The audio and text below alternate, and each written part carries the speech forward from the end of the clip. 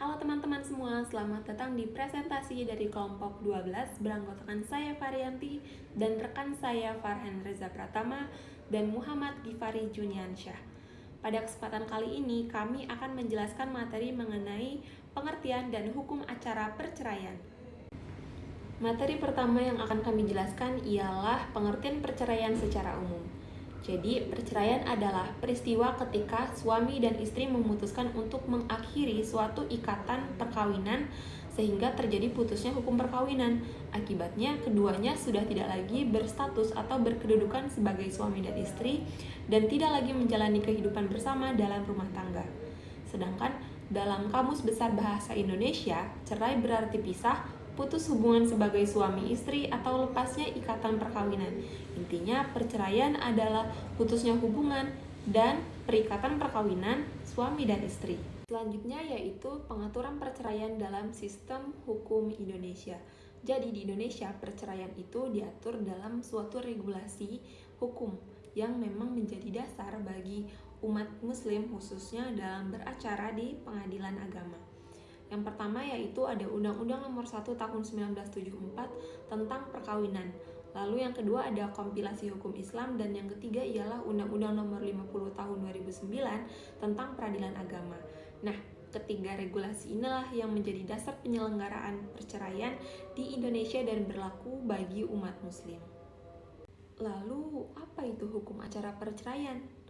Nah, hukum acara perceraian ini adalah proses penyelesaian secara formil perkara perceraian yang masuk dalam ranah hukum acara perdata.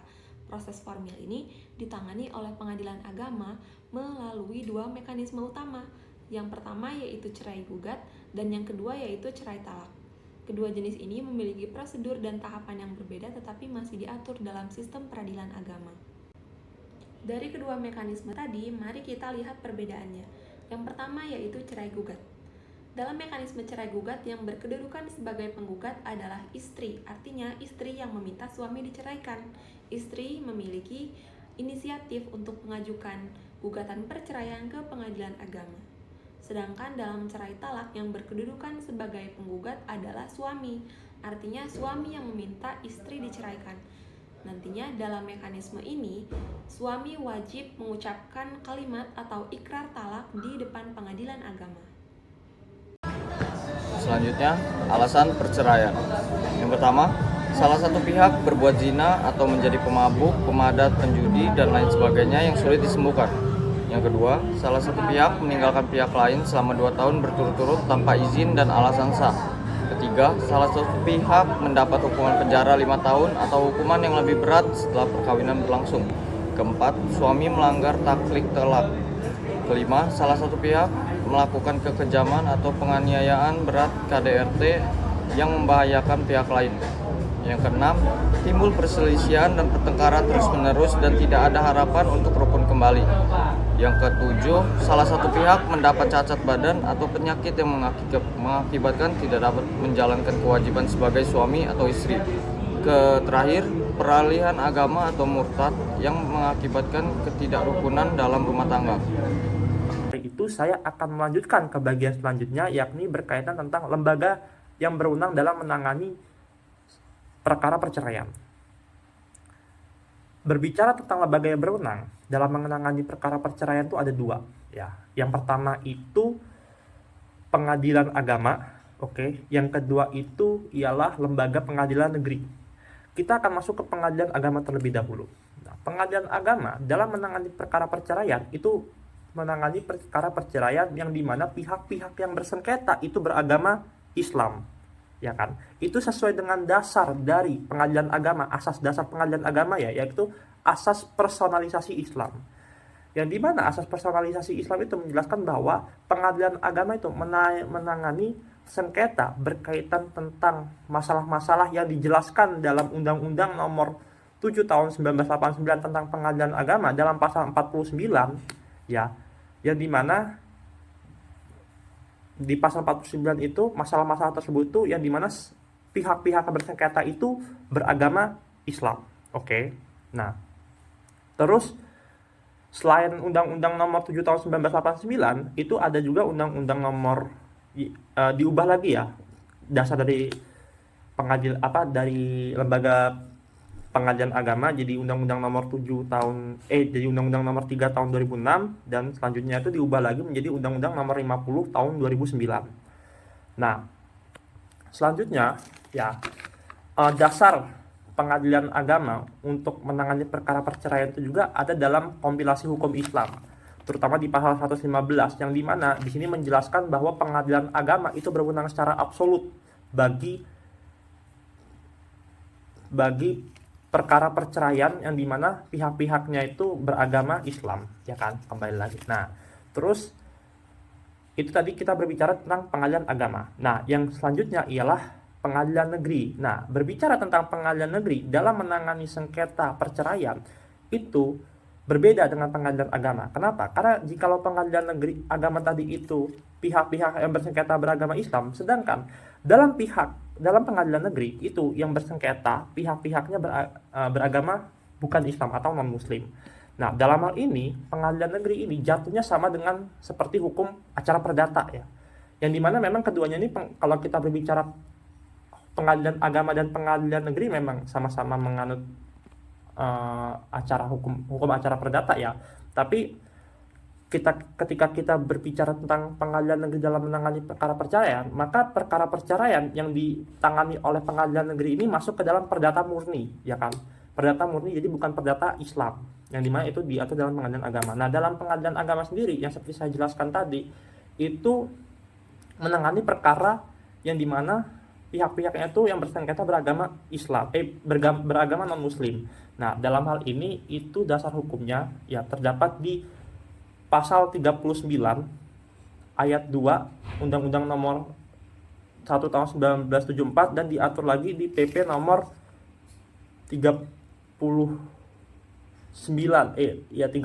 tahun 1975 di pasal 19 menangani yang menjelaskan bahwa pengadilan negeri itu menangani sengketa perceraian bagi pihak-pihak yang beragama selain Muslim gitu, selain Islam. Nah, mungkin itu saja ya penjelasan itu. Nah, maka setelah itu masuk ke bagian selanjutnya. Ya, kita masuk ke bagian selanjutnya ya, yaitu tahapan penyelesaian perkara perceraian. Nah, dalam hal tahapan penyelesaian perkara perceraian itu melalui beberapa proses ya. Yang pertama itu yang pasti ialah pengajuan gugatan. Nah, pengajuan gugatan sendiri itu dilakukan oleh penggugat berdasarkan kompetensi absolut dan kompetensi relatif. Nah, kompetensi absolut itu didasarkan pada pengadilan mana yang berwenang. Nah, dalam hal ini kita membahas tentang sengketa yang dimana persengketaannya itu ketika seorang pihak-pihak tersebut beragama Islam, maka gugatan itu diajukan ke pengadilan agama sesuai dengan absolut. Nah, kalau untuk kompetensi relatif, selanjutnya kompetensi relatif itu didasarkan pada di mana tempat tinggal tergugat. Nah, tapi biasanya kan kalau dalam perkara perceraian ini kan suami istri itu kan pasti tinggalnya serumah. Nah, jadi maka penggugat itu bisa dikatakan dia mengajukan gugatan di tempat tinggal dia juga gitu. Ya kan, misalkan nih penggugat dan tergugat serumah, tinggal di kota metro. Maka mereka bercerai nih, maka gugatan itu diajukan di pengadilan agama kota metro gitu.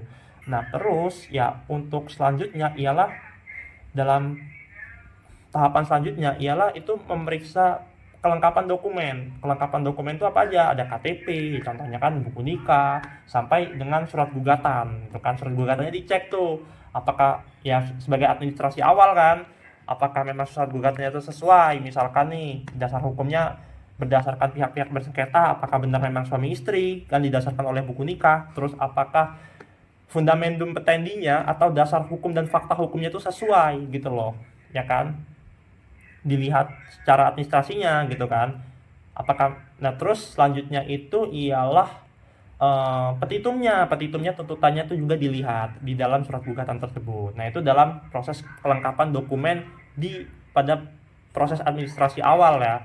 Nah, selanjutnya itu ialah pembayaran panjar biaya perkara. Nah, pembayaran panjar biaya perkara ini jatuhnya tuh hanya sebagai administratif, yang dimana ketika kita administratif itu artinya pembayaran awal itu dibayar oleh penggugat, ya kan. Jadi ketika sebelum masuk ketika pengajuan gugatan, setelah melalui proses kelengkapan dokumen, maka pembayaran panjar biaya perkara itu dibayar oleh penggugat di awal terlebih dahulu sebagai administrasi awal. Nantinya ketika misalkan dalam hal persidangan itu penggugat menang, maka dalam hal ini nantinya seluruh biaya perkara itu dilimpahkan semua ke tergugat. Begitupun sebaliknya ketika ketika tergugat menang, artinya gugatan ditolak dan tidak jadi cerai, maka pembayaran panjar biaya pembayaran keseluruhan perkara itu dibayar oleh penggugat gitu. Jadi dia bayarnya double gitu. Jadi dia bayar, semisalkan penggugatnya kalah di proses persidangan, dia udah bayar panjar biaya perkara dan juga dia bayar keseluruhan biaya persidangan gitu. Nah, terus selanjutnya itu ialah tahapan mediasi atau upaya perdamaian. Nah, dalam upaya perdamaian sendiri itu nantinya akan ditemui oleh dua pihak ya. Nantinya ada mediator sebagai penengah. Nah, dalam hal ini itu mediasi untuk apa sih gunanya? Mediasi ini sebenarnya digunakan untuk mendamaikan kedua belah pihak. Mendamaikan kedua belah pihak agar konteksnya tidak jadi bercerai gitu, agar konteksnya permasalahan yang dihadapi oleh pihak-pihak ini itu bisa diselesaikan secara damai gitu, secara damai, dan juga agar tidak masuk perkara tersebut tuh lanjut ke dalam tahapan persidangan. Artinya mungkin untuk menyelesaikan perkara agar perkara ini memang benar-benar clear gitu loh, tidak ada salah paham di mediasi ini. Jadi perceraian itu tidak bisa dilanjut ketika semisalkan di upaya perdamaian atau mediasi ini permasalahan tuh clear gitu. Itu upaya perdamaian yang dimana tadi saya jelaskan itu nantinya dipandu oleh mediator sebagai pemandu agar kedua belah pihak ini tenang gitu, agar mereka bisa berdamai dan juga sesuai dengan agar mereka tuh bisa berdamai dan perkara itu tidak dinaikkan ke dalam proses persidangan. Nah, selanjutnya itu ialah masuk ke dalam proses persidangan ya kan, dalam proses persidangan. Dan selanjutnya dalam proses persidangan itu yang pertama itu ialah pembacaan gugatan. Nah, ada pembacaan gugatan ya kan yang berdasarkan gugatan tadi. Nah, terus abis itu ada jawaban dari tergugat. Nah, masuk ke slide selanjutnya ya. Ya, masuk ke slide selanjutnya ya, tapi masih dalam pokok bahasan yang sama, yaitu tahapan hukum acara perceraian. Nah, dalam tahapan hukum acara perceraian, ya itu dijelaskan tadi sebelumnya itu di pembacaan gugatan kan. Nah, sekarang masuk ke jawaban tergugat. Nah, jawaban tergugat itu ialah bentuk bantahan dari gugatan yang dibacakan sebelumnya oleh penggugat. Nah, dalam hal bantahan tersebut, itu harus sesuai dengan substantif apa yang disampaikan oleh penggugat, harus sesuai dengan substansi apa yang disampaikan oleh penggugat. Dalam hal ini artinya apa yang misalkan dalam hal penggugat itu menyatakan A, maka tergugat dalam memberikan jawabannya itu harus berdasarkan A tersebut, harus membantah pernyataan A tersebut sesuai dengan koridor hukum yang berlaku. Nah, setelah itu ya dalam hal semisalkan dalam gugatan tersebut itu ada cacat formil. Nah, semisalkan ada cacat formil, maka tergugat itu bisa melakukan atau menyatakan eksepsi atau nota keberatan. Nah, dalam hal melakukan eksepsi tersebut ya itu harus berdasarkan cacat formil, menyatakan bahwa gugatan penggugat ini cacat formil. Itu apa sih dasarnya? Yang pertama itu, ya bisa dikatakan satu, tidak sesuai dengan kompetensi absolut. Yang kedua, tidak sesuai dengan kompetensi relatif. Dan yang ketiga, atau bisa dikatakan obscure libel, atau gugatan itu nggak jelas. Kalau kita berbicara kompetensi absolut, relatif, tadi kan sudah dijelaskan ya, di penjelasan sebelumnya. Nah, sekarang kita membicarakan soal obscure libel aja nih, yang biasa itu sering lah, misalkan gugatan perceraian, tapi kok gugatannya kemana-mana gitu, nggak jelas gitu kan. Nah, itu bisa dijadikan dasar oleh tergugat untuk mengajukan nota keberatan atau eksepsi ke majelis hakim. Semisalkan gugatan itu nggak jelas, pokok perkaranya perceraian, tapi gugatannya kemana-mana gitu loh. Misalkan perceraian pokok perkara, tapi kok gugatannya ini kata gini langsung lah ke hak asuh anak lah, padahal perceraiannya itu nggak dinyatakan secara eksplisit gitu permasalahan perceraiannya. Nah, maka hal tersebut tuh bisa dinyatakan sebagai bisa dijadikan dasar sebagai nota eksepsi. Nah, terus selanjutnya ya itu ada namanya replik dan duplik. Kita berbicara replik dulu. Replik itu apa sih? Replik itu bantahan dari jawaban tergugat yang dibuat oleh penggugat. Sedangkan duplik itu ialah bantahan dari replik yang dibuat oleh penggugat. yang dimana duplik dibuat oleh tergugat. Nah, nantinya di sini bantahan atau mungkin tanggapan gitu lah, tanggapan atau bantahan, kurang lebih sama lah kayak jawaban tergugat tadi kan. Nah, tapi ya dalam hal replik dan duplik itu bisa dijadikan opsi, tidak diucapkan pada saat persidangan. Kenapa? Karena gini, dalam untuk mempersingkat atau untuk mempersingkat agar untuk mempersingkat waktu persidangan atau untuk mempersingkat waktu persidangan ya. Nah, hal ini sesuai dengan efektivitas dari sistem peradilan di Indonesia yang dimana biaya murah, singkat, dan cepat. Maka dari itu, majelis hakim bisa menetapkan bahwa replik dan duplik itu dipilih untuk tidak dibacakan gitu. Nah, selanjutnya itu masuk ke ranah pembuktian, oke? Yang dimana ranah pembuktian sendiri ini itu bisa dijadikan pembuktian itu suatu hal atau unsur yang dijadikan dasar bagi hakim untuk memutus suatu perkara, terutama dalam hal perceraian ini kan konteksnya. Nah, dalam hal memutus tersebut ya berdasarkan pembuktian, maka itu ada yang namanya berdasarkan satu alat bukti. Yang kan kedua itu keterangan saksi. Yang ketiga itu keterangan para pihak, oke? Yang keempat itu pengetahuan hakim. Nah, kita berbicara tadi yang pertama itu tentang alat bukti. Nah, alat bukti tersebut itu apa? Alat bukti itu misalkan dokumen yang berkaitan dengan pernikahan, misalkan buku nikah, terus juga akta nikah, terus misalkan dalam hal perceraian nih terjadi karena memang perselingkuhan, maka bukti perselingkuhan misalkan ada di chat WA itu bisa dijadikan sebagai alat bukti. Atau mungkin seperti contohnya ketika misalkan ada KDRT nih, kasus KDRT pula, nah maka misalkan di hasil visum itu dijadikan alat bukti. Terus dokumen-dokumen lain lah terkait pernikahan, KTP para pihak, dan lain-lain. Nah, terus selanjutnya dalam pembuktian itu ada juga namanya keterangan saksi. Nah, keterangan saksi itu artinya keterangan saksi yang memang tahu bahwa mereka ini kedua belah suami istri ini itu memiliki permasalahan sehingga salah satu di antara dari pihak ini itu ingin mengajukan perceraian gitu. Ya kan misalkan teman atau kerabat itu bisa dijadikan saksi. Bisa dijadikan saksi untuk bisa dijadikan saksi masing-masing pihak gitu, saksi suami maupun saksi istri. Nah, terus yang ketiga itu ialah keterangan para pihak. Nah, keterangan para pihak ini adalah keterangan langsung dari para pihak bahwa ia merasakan bahwa contoh penggugat itu merasa diselingkuhi, atau dalam hal istri misalkan penggugat itu merasa diselingkuhi oleh suaminya, ya kan? Atau mungkin sebaliknya, ya kan? Tergugat merasa bahwa istrinya ini itu perkataannya itu tidak sesuai gitu.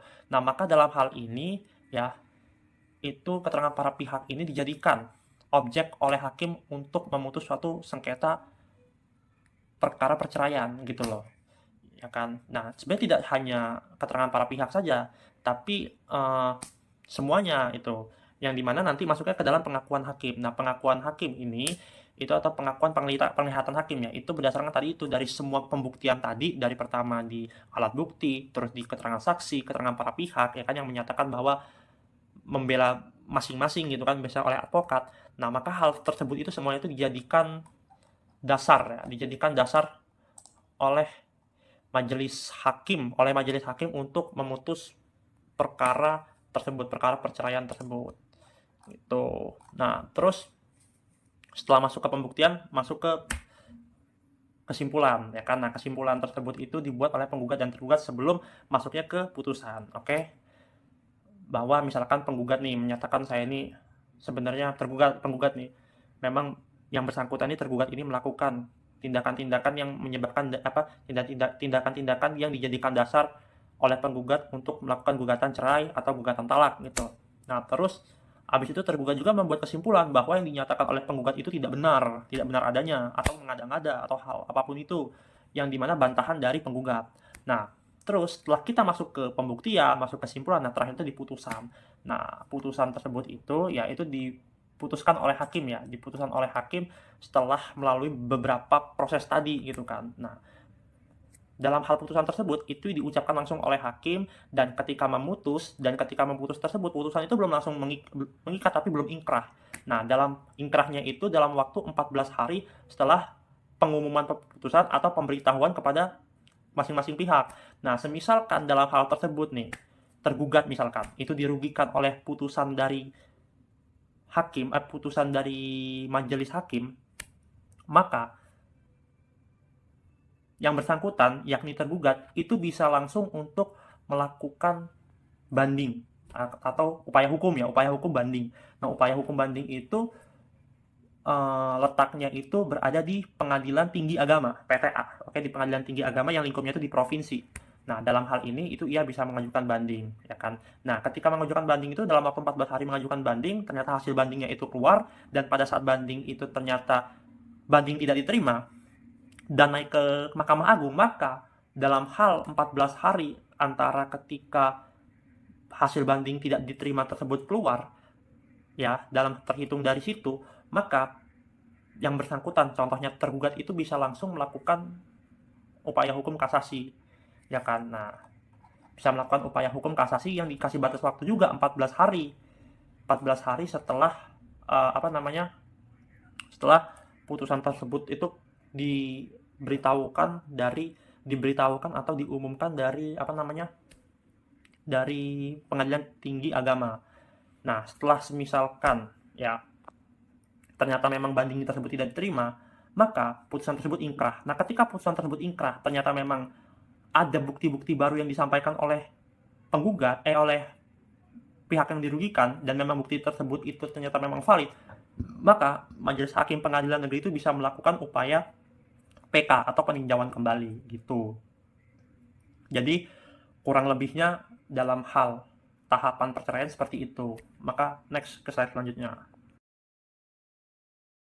Selanjutnya masuk ke slide selanjutnya ya, yaitu ialah berkaitan tentang cerai talak. Nah, cerai talak sendiri itu kan cerai itu ada dua ya dalam peradilan agama Islam ya, atau dalam pengadilan agama ya, dalam lingkupnya perkara yang diselesaikan dalam pengadilan agama, perkara perceraian. Nah, yang pertama itu kan cerai gugat, yang dimana istri itu sebagai penggugat, artinya istri menggugat suami. Nah, dalam hal cerai talak itu suami yang menggugat istri, ya kan, karena alasan-alasan tertentu sehingga terjadinya timbulnya perceraian gitu.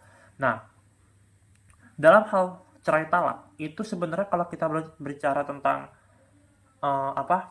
prosedurnya ya, itu sama kurang lebih. Prosedur awalnya dari misalkan pengajuan gugatan, ya kan, tadi ada pengajuan gugatan, terus juga masuk ke mediasi, ya kan, mediasi, setelah itu persidangan, pembacaan gugatan, jawaban tergugat, eksepsi, replik, duplik gitu kan, pembuktian, putus, itu sama. Tapi dalam prosedur cerai talak sendiri itu ada perbedaan di putusannya, di mana putusannya tersebut ya hakim menetapkan talak, ya kan. Nah, dalam hal talak tersebut itu maka ya ketika putusan talak tersebut sudah dikeluarkan oleh hakim, maksudnya tadi itu putusan ya, ketika hakim itu memutuskan talak, talak terhadap istrinya, maka ya setelah putusan tersebut itu memiliki kekuatan hukum tetap, maka pengadilan agama menetapkan majelis hakim untuk melanjutkan sidang pengucapan ikrar talak, yang dimana ketua majelis itu memerintah jurusita untuk memanggil penggugat dan tergugat agar hadir pada persidangan pengucapan ikrar talak. Nah, semisalkan nih, ya kan, pada saat pengajuan ikrar talak itu salah satunya misalkan suami tidak merespon pemanggilan dari jurusita. Nah, maka talak itu, putusan talak tadi itu bisa otomatis hilang putusannya, otomatis gugur putusannya. Kenapa? Karena talak itu harus diucapkan oleh suami secara langsung gitu. Jadi semisalkan suami tidak mengucapkan talak, ketika hakim menetapkan talak dan putusan tersebut ingkrah tetapi suami tidak mengucapkan, maka talak tersebut itu otomatis putusannya itu langsung batal gitu. Dan juga penetapannya itu gini, penetapan cerai talak itu biasanya itu dikasih waktu batas 6 bulan. Misalkan dalam kurun waktu, maksudnya pemanggilan ya, dalam kurun pemanggilan suami untuk mengucapkan ikrar talak itu dikasih batas waktu itu 6 bulan. Nah, dalam hal waktu 6 bulan tersebut suami itu tidak merespon, maka putusan tersebut itu yang tadinya ingkrah ya, ini ketika putusan tersebut ingkrah loh. Nah, putusan yang tadinya ingkrah tersebut otomatis itu gugur. Jadi tidak jadi pihak-pihak yang bercerai tadi itu yang bercerai yang melakukan hukum acara perceraian itu otomatis dia tidak jadi bercerai gitu. Yuk next, bisa langsung ke slide selanjutnya. Masuk ke slide selanjutnya ya, yaitu akibat hukum perceraian. Nah, akibat hukum perceraian sendiri itu ya nantinya berakibat terhadap satu, hak asuh anak, yang kedua itu harta gonogini, dan yang ketiga itu berkaitan tentang kewajiban nafkah.